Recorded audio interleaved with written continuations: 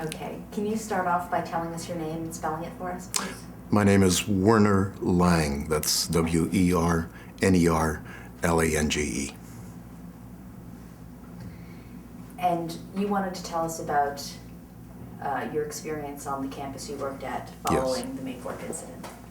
I was a professor in the sociology department at Kent State University from 1976 until 1994. I left the university because I was terminated from my tenured position and basically for my very principled anti-war stances and a number of other progressive ideas. There were two other professors that were tenured that were purged from the university in the aftermath of May 4th. One was F. Joseph Smith from the music department and Robert Frumpkin from the philosophy department. And both were also very progressive professors. And so this is part of the story of May 4th that perhaps is largely unknown because Kent is, I think, unjustly labeled a liberal and progressive university, when in fact the administration is extremely repressive and has been so in all of the years following the May 4th incident. And a number of professors were either marginalized or in one way or another silenced, and that continues throughout the legacy of Kent. On May 4th, 1970, I was a graduate student at Ohio State University, and the National Guardsmen were there all over the campus as well, and we were very brutally treated by the Guardsmen as anti-war protesters, but thank God they did not open fire as they had here at Kent. And during my years at Kent State, I also memorialized every single year as a faculty member in my own way what happened here on May 4th, and I was assigned to the regional campuses marginalized from the main university, and my assignment was basically in the Ashtabula campus. And I recall vividly the students that were involved in protesting the May 4th events by wearing black armbands at that isolated campus.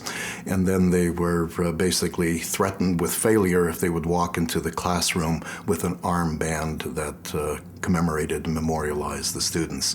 A number of the professors were very antagonistic to continuing the memory of this horrible event. And when the moving wall of the casualties in Vietnam came to that campus, I also tried to get the names of the 4 students listed among the casualties of that war, and it was, of course, absolutely repressed, and nobody wanted to hear about it, and that was shut down as well. So the legacy of academic repression continues. And if I may say, the worst part of that, I think, well, not maybe the worst part, but one of the most repressive acts was the refusal by the Board of Trustees in the late 70s to accept that beautiful sculpture donated by George Segal of Abraham about to kill his son Isaac. And the Board of Trustees at that time indicated it was, quote, too violent. And the statue now sits on Princeton University. And I think one of the first things that needs to be done is to take that statue back to its proper place right here at the Kent State University campus as a very honorable commemoration of what America was doing to its youth at that time, slaughtering them.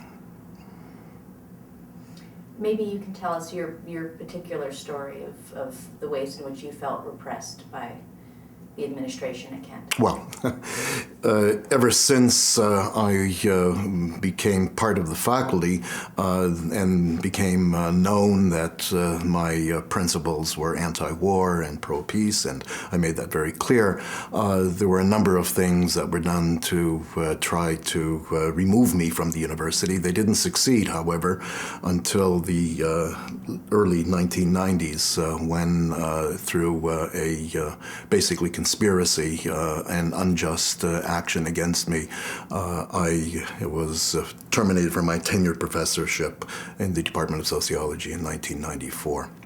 And I consider that part of the legacy of the Cartwright regime and the Schwartz regime that in many ways tried as much as possible to silence any progressive voices among the faculty, and that I think has continued to this day. What do you think the importance of having this yearly commemoration on the campus is? We should never forget this. This is a bloody moment in American history that is very revealing of the contradiction between the reality and the ideals of our society. The 4 students were martyrs. They were true heroes of the best principles of American society and ideology. And the fact that nobody has ever been found guilty for their murder, nobody has even been charged with their murder, and we don't know the full truth about what happened here, puts us basically on the same level as societies like in the Tiananmen Square incident that took place, where governments simply slaughter their citizens and get away with murder. And as long as that happens, it's an invitation for other things like this to occur. We have wars going on now, not nearly the protests, of course, as we did before, but unless there is justice done, truth revealed, and repentance, this government could do the same thing again in the very near future.